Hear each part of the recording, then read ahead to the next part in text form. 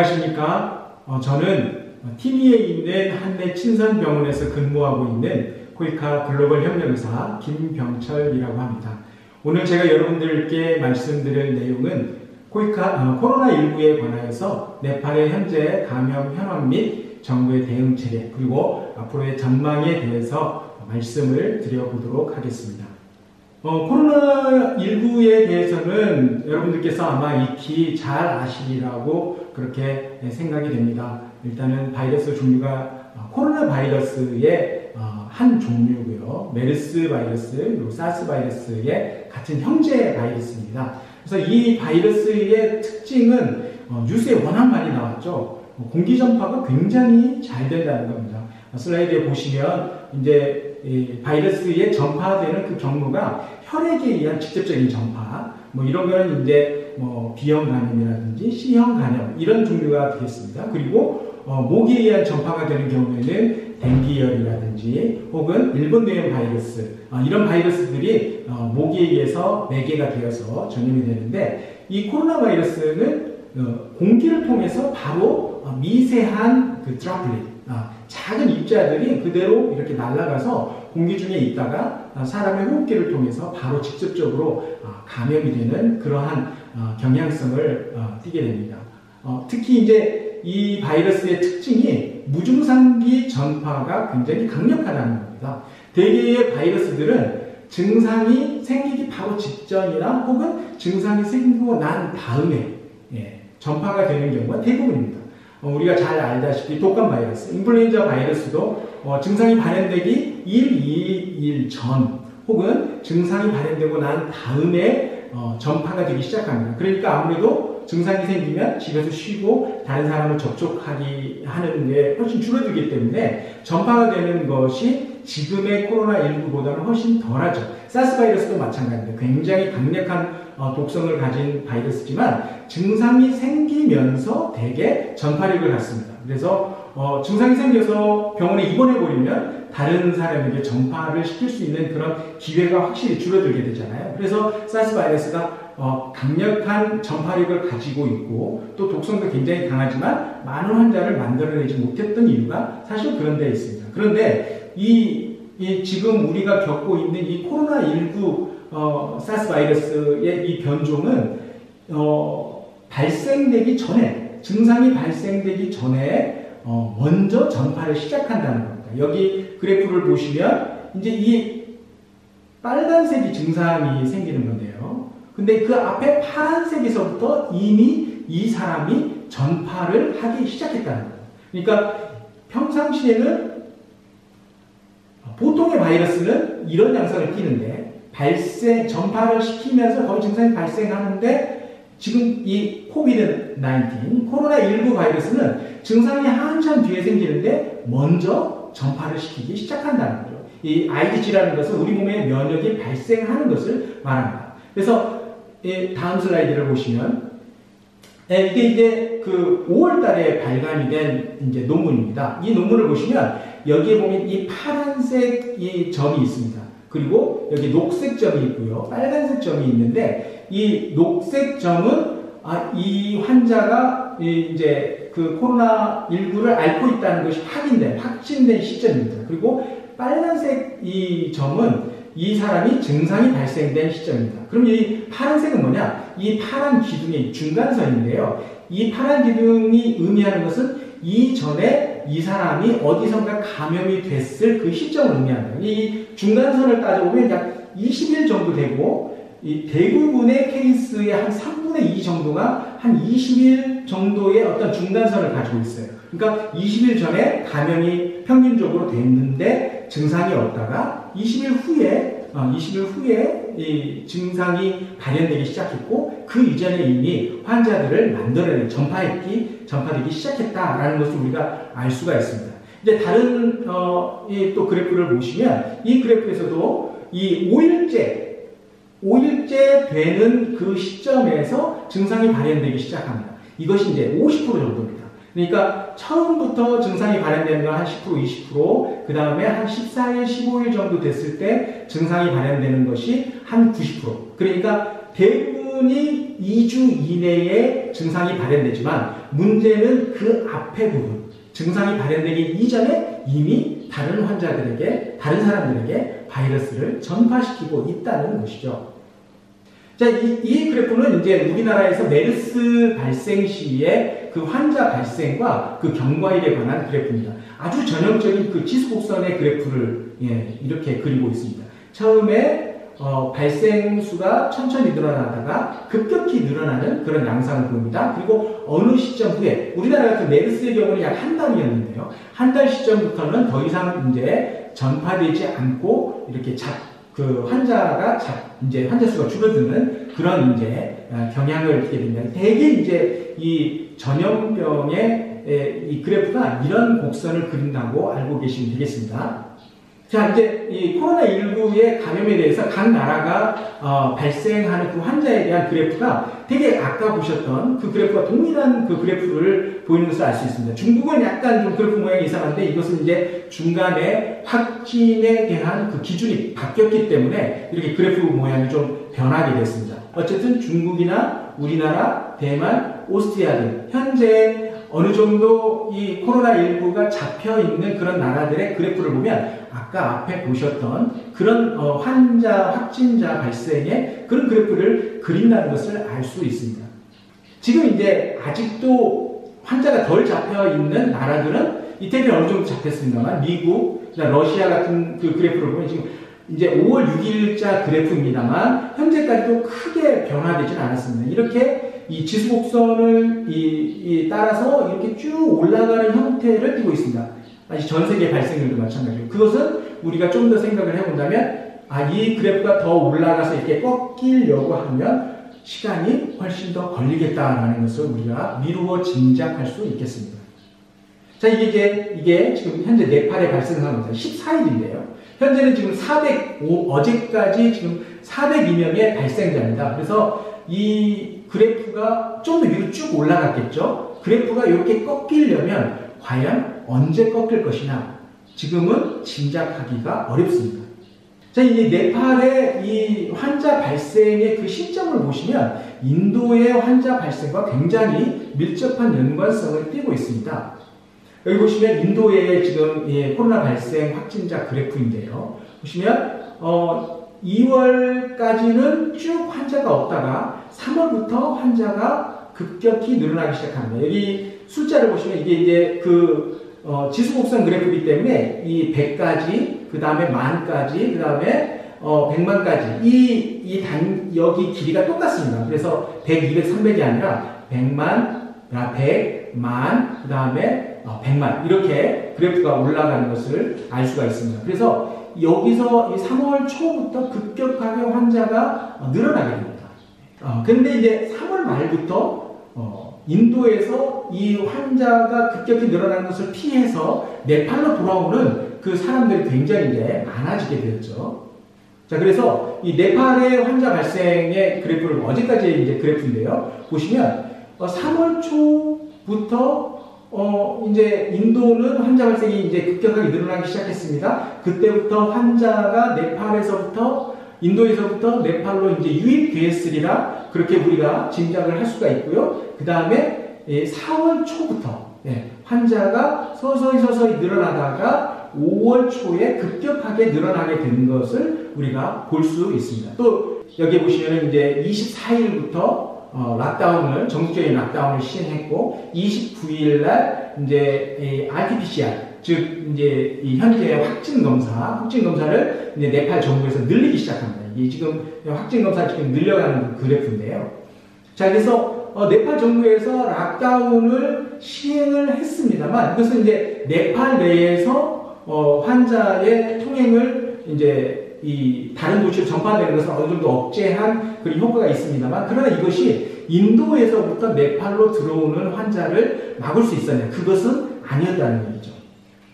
자, 그래서 네팔 정부의 그 대응을 보시면 3월 21일부터 이제 3월 초부터 이제 논의가 시작이 되다가 3월 21일부터 전국적으로 여러 가지 조치들이 이제 시행이 되기 시작했습니다. 그래서 55개국의 외국인이 전면적으로 입국이 금지되었고요. 또 국제선 항공편이 전면 중단이 되었습니다. 또 네팔도 조기 이제 네팔은 이제 4월 초가 방학이기 때문에 원래는 4월 초 이제 새해 네팔 새해가 시작하니까 4월 초에 방학을 3월 말이나 4월 초에 방학을 했어야 됐는데 훨씬 더 당겨서 네팔에서 전면적으로 전 연령대 학교에서 휴교령을 내렸고요. 24일부터 전국적인 락다운을 이제 시행을 했습니다. 그리고 아까 앞에 있는 그래프에서 보셨다시피 처음에는 태국에 있는 열대병 전문 병원 한 군데에서만 검사를 시행하다가 3월 말부터 7개의 그 각 주, 프라빈스의 거점 병원을 7개 병원을 세웠습니다. 그리고 3월 말에는 그것을 4월 말에는 더 늘려서 현재는 25개의 허브병원, 즉 검사를 할 수 있는 시행하는 병원, 허브병원과 19개의 테스트 랩, 즉 검사를 채취한 검사를 받아다가 이 확진 검사를 시행하는 그 병원들을 운영을 하고 있는 상태입니다. 그래서 나름 네팔 정부도 이렇게 좀 대처를 했다라고 그렇게 처음에는 생각을 좀 했었어요. 여기 보시면 이제 각 주별로 이렇게 거점 병원들이 이렇게 다이아몬드 모양으로 다 형성이 되어 있습니다. 그리고 이 동그라미, 빨간 동그라미 허브병원이 이렇게 쭉 이제 정해져 있고요. 자, 이제 이거는 약간 이전의 그래프입니다만, 이 발생하는 양상을 보시면, 여러분께서 주목해서 좀 보셔야 될 필요가 있습니다. 이 발생하는 양상이 지금 인도, 네팔 그 경계선에 이렇게 걸쳐져 있는 것을 알 수가 있습니다. 특히 이제 빨간색에 표시가 되어 있는 부분은 이제 환자의 수가 굉장히 많은 부분입니다. 많은 그 지역이죠. 이 지역들의 특징이 무엇이냐? 이 지역들에 인도, 네팔 그 통과하는 통과 지점이 있습니다. 예, 차량 통과 지점. 그러니까 아무래도 거기는 숙소도 많을 것이고, 뭐 시장도 형성이 되어 있고, 사람들이 이제 많이 모이는 것이죠. 그래서 보시면은 5월 초까지는 어느 정도 환자 수가 4월달에 그렇게 많이 증가가 되지 않았어요. 그런데 5월 1일자에 이제 59명이 5월 9일자에 이제 109명이 되었습니다. 이 더블링 타임이라고 2배가 되는 날짜 수가 약 8일 정도 됐죠. 그런데 5월 9일에 109명이 지금 5월 13일에 219명이 되었습니다. 그러면 지금 며칠입니까? 약 4일 만에 2배가 되었습니다. 더블링 타임이 굉장히 중요합니다. 전파가 어느 정도 속도로 진행이 되고 있느냐라는 그건데 지금 8일에서 4일로 줄어들었고요. 이제 오늘 현재 5월 19일자까지 5월 20일자까지는 402명이기 때문에 굉장히 이 곡선의 그래프가 빠르게 이 각도를 유지하면서 위로 치솟고 있는 것을 알 수 있습니다. 이거는 이제 5월 17일자인데요. 현재는 402명, 402명까지 환자가 증가되었습니다. 근데 네팔 확진자의 연령의 특징도 보시면 지금 20대, 30대, 그리고 40대까지가 다른 그 연령대보다 월등하게 많습니다. 이 그룹의 사람들, 특히 남자들이 많다는 것은 이 사람들이 일하는 근로 연령층이라는 것을 알 수 있습니다. 즉 인도에서부터 네팔 근로자들이 네팔로 넘어와서 혹은 그 사람들을 접촉했던 밖에서 활동하는 20, 30대, 40대 남자들이 활동 중에 접촉하여서 그 사람들로부터 감염이 돼서 확진이 되었다는 것을 우리가 어느 정도 짐작을 할 수 있는 것이죠. 자, 이것은 이제 현재 그 테스트 랩 상황인데요. 19개 테스트 랩에서 현재 검사를 26,000개로 되어 있는데 현재는 지금 3만 개가 지금 넘어가고 있습니다. 확진 검사 숫자가. 그래서 네팔의 이 대응 상황을 보면 4월 초에 인터 에이전시 스탠딩 커미티와 함께 네팔에서 이제 이 고위 내각 협의체를 구성을 했습니다. 이 인터 에이전시 스탠딩 커미티라는 것은 국제기구의 연합체라고 생각을 하시면 되겠습니다. 즉 UN 주도하에 UN 인권 담당관이 이제 주체가 되어서 각 국제기구를 이제 협력을 해서 네팔의 어떤 정책 수립과 그 다음에 정책의 수행에 관해서 여러 가지 이제 방법으로 협력을 취하는 그런 커미티를 형성을 하는 건데 2012년부터 사실은 유엔이 저소득 국가를 대상으로 어떤 이런 상황이 발생했을 때 대처 능력이 떨어지는 국가들에 대해서 이런 IASC를 이제 세워서 이 IASC를 중심으로 해서 어떤 정책을 수립하고 그것을 시행해 나가는 것을 실행을 하고 있습니다. 그래서 네팔도 지금 4월 초에 이 IASC를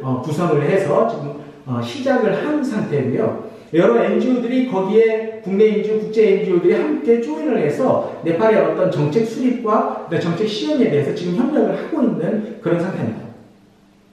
단계적으로 두 가지 시나리오를 세워서 지금 대처를 하고 있고요. 1,500명 발생 시 어떻게 할 것이냐, 그 다음에 10,000명 이상 시 발생 시 어떻게 대처를 할 것이냐에 대해서 지금 유엔 주도하에 그렇게 계획이 수립이 된 상태고 또 시행이 되고 있는 그런 상태입니다.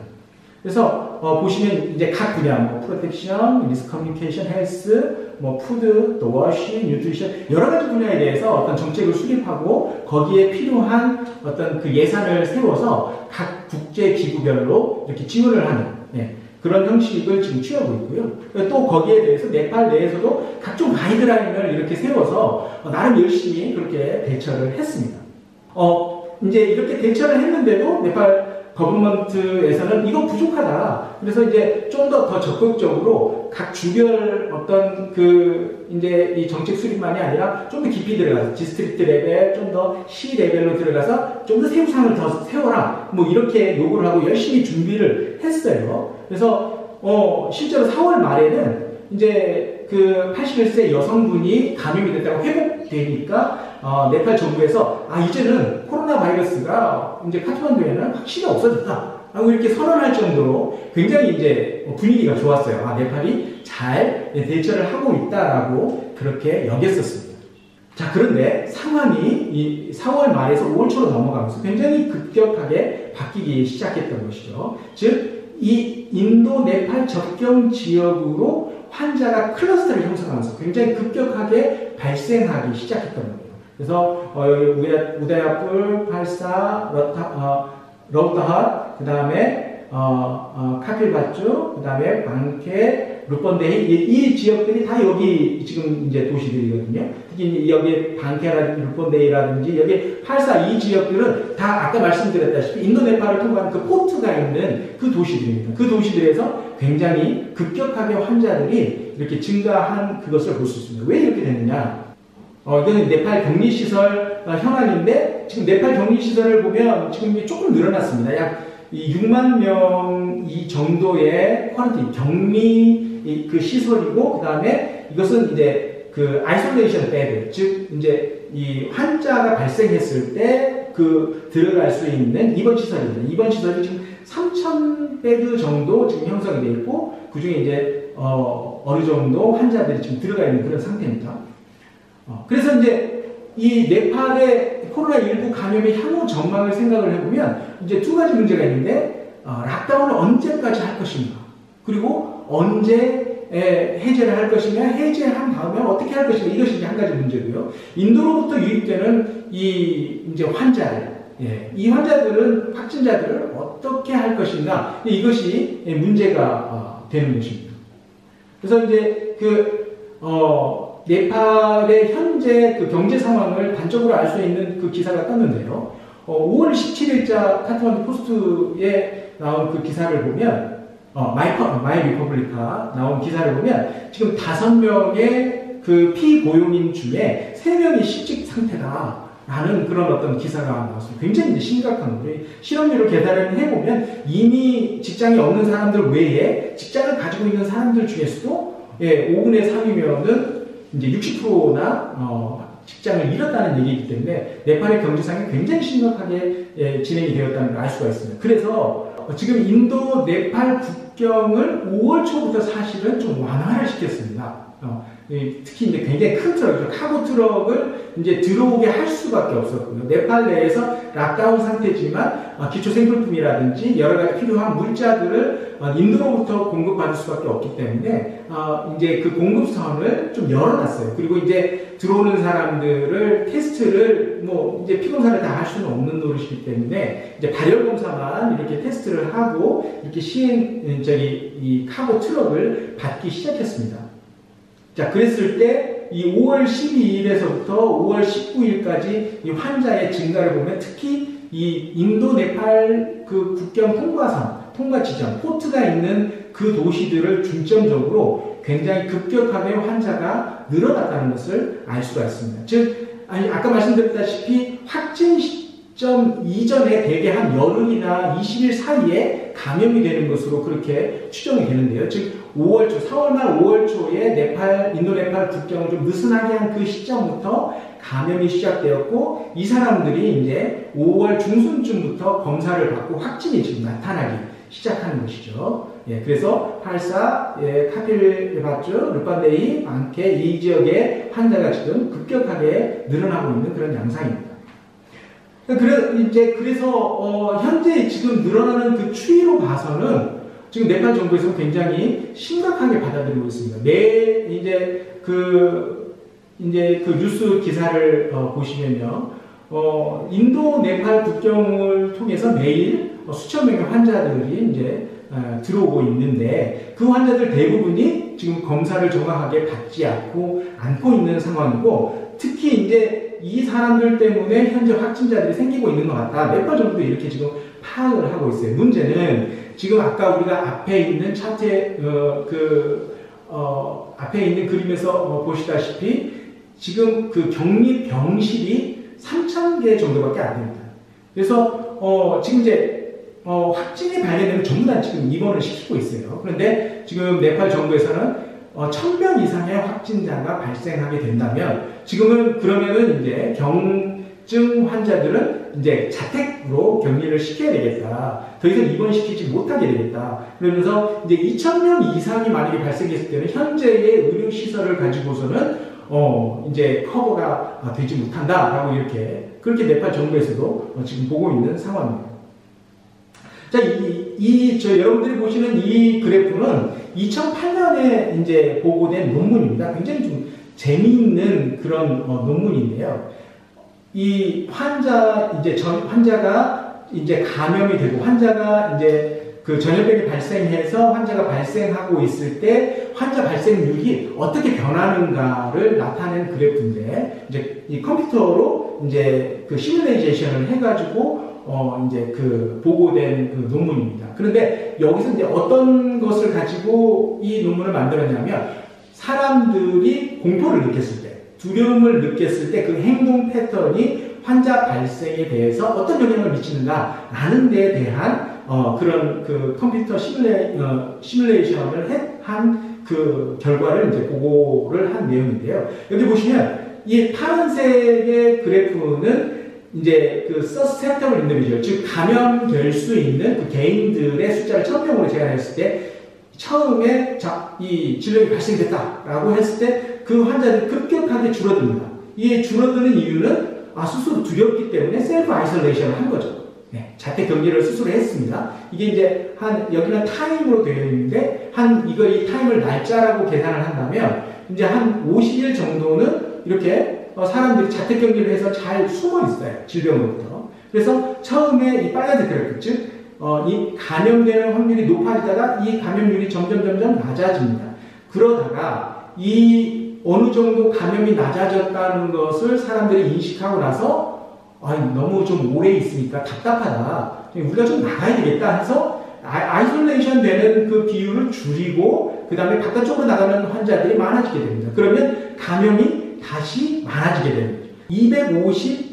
여기서는 타임으로 되어 있죠. 이것은 이제 250일로 생각을 한다면, 250일 정도 지나면 감염이 이제 사라지게 된다라는 이제 그래프가 되겠습니다. 이것은 이제 치료제라든지 백신이 없을 때를 상정을 한 것이고요. 자, 여기서 이제 셀프 아이솔레이션은 우리가 락다운으로 생각을 해본다면, 이제 이 락다운 후에 네팔의 감염 현황이 어떻게 변할 것인가를 우리가 짐작을 해볼 수 있는 것이죠. 자, 여기서 이제 같은 논문에 있는 내용인데요. 거기 밑에 밑에 네 군데의 막대가 있습니다. 첫 번째 막대는 모든 사람이 이 전염병에 대해서 무시하고 그냥 밖을 돌아다닐 때 감염률이 얼마인가? 100%입니다.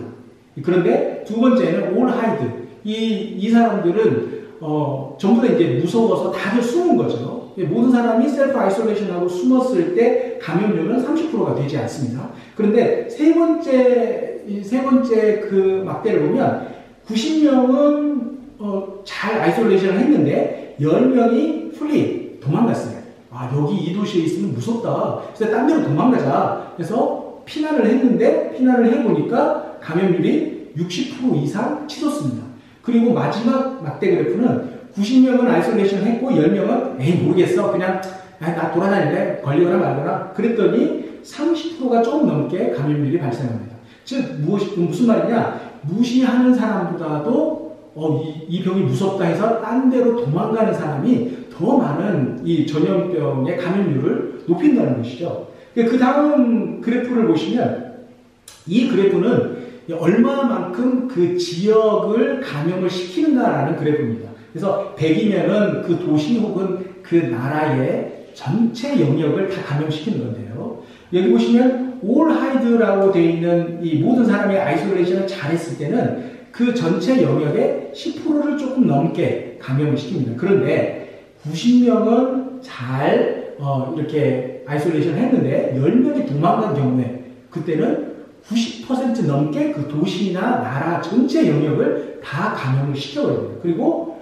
또 마지막 막대 그래프는 90명은 잘 숨고 10명은 무시하고 돌아다녔을 때, 즉 한 지역 내에서 돌아다니는 것이 다른 지역까지 그렇게 감염시키진 않지만 무섭다고 도망가 버렸을 경우, 즉 이 경우에 있어서는 더 많은 지역과 더 많은 사람들을 감염시키는 것을 알 수가 있습니다. 결국은 이 네팔 상황에 이것이 아주 극명하게 적용이 되는 것이죠. 인도의 감염이 높기 때문에 네팔 사람들이 많은 사람들이 무서워서 네팔 노동자들이 네팔로 돌아옵니다. 그러면 감염이 일어나기 시작하는 거예요. 인도 네팔 국경 지역, 즉 떠라이 지역의 감염률이 현재 높아지고 있기 때문에 그 사람들이 무서워서 카트만두나 중부 지역으로 이렇게 도망오게 됩니다. 그렇게 되니까 지금 카트만두에 지금 환자의 발생이 시작되고 있고 중부 지역의 여러 곳에 발생이 되고 있습니다. 즉 앞으로의 네팔의 감염의 추이는 이 얼마만큼 인도로부터 네팔로 도망오는 사람들 그리고 이 떠라이 지역에서 이 중부 지역 혹은 저 북부 지역으로 이 감염을 피해서 이동하는 사람들을 잘 막느냐에 달려 있다는 것을 우리가 짐작할 수 있습니다. 결국은 이 그래프의 내용과 같이 현재의 인도 네팔로부터 유입되는 그런 이제 이 사람들의 비율이 얼마나 될 것이고 그 사람들 얼마나 잘 관리하느냐가 사실은 네팔의 앞으로의 감염의 전망에 있어 굉장히 중요한 포인트라고 우리가 생각을 할 수가 있겠습니다. 결국 우리의 대책은 무엇이냐? 사회적 거리두기죠. 이제 BBC에서 굉장히 재미있는 그 내용을 이제 게시를 한 내용이 있는데요. 그 다음 보시는 그래프가 이 스페인 독감일 때 세인트루이스와 필라델피아의 환자 발생에 대한 그래프입니다.